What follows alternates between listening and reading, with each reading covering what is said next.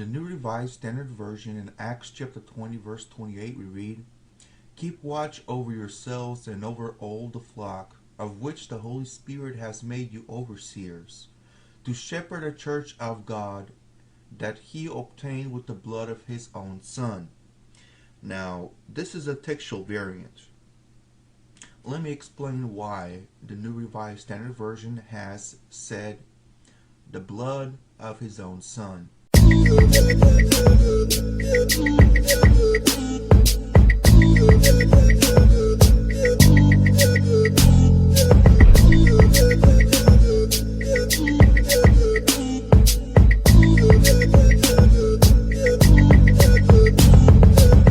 In Chester Beatty, which dates to the 2nd century, in Acts chapter 20, verse 28, we read, "To shepherd the church of the Lord and of God, which he acquired through his own blood."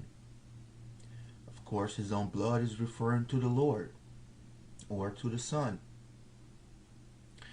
In the World English Bible, we read something similar.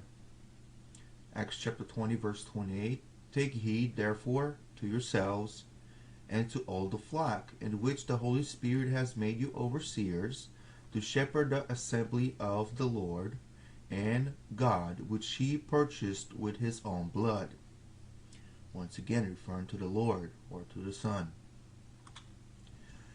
Bart D. Ehrman chairs the Department of Religious Studies at University of North Carolina at Chapel Hill. I will be quoting from his book, Misquoting Jesus, on pages 113 and 114. And it happens in a passage in Acts chapter 20, verse 28, which in many manuscripts speak of the church of God, which he obtained by his own blood. Here again, Jesus appears to be spoken of as God, but in Codex Alexandrinus and some other manuscripts, the text instead speaks of the church of the Lord, which he obtained by his own blood.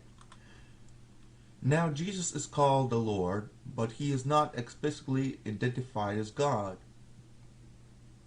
Altered to such difficulties, Winston began thinking seriously about his own theological convictions and became attuned to the problem that the New Testament rarely, if ever, calls Jesus God.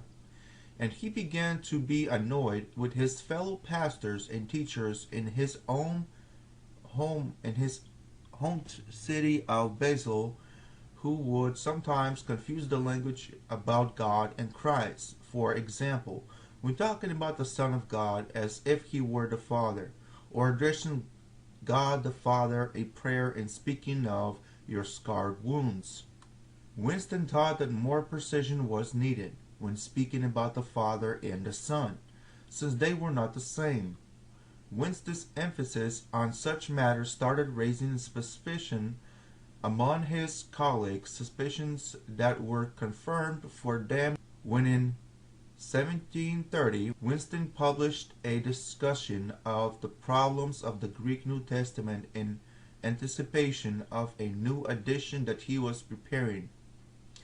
Included among the specimen passages in his discussion were some of these disputed texts that had been used by theologians to establish the biblical basis for the doctrine of the divinity of Christ.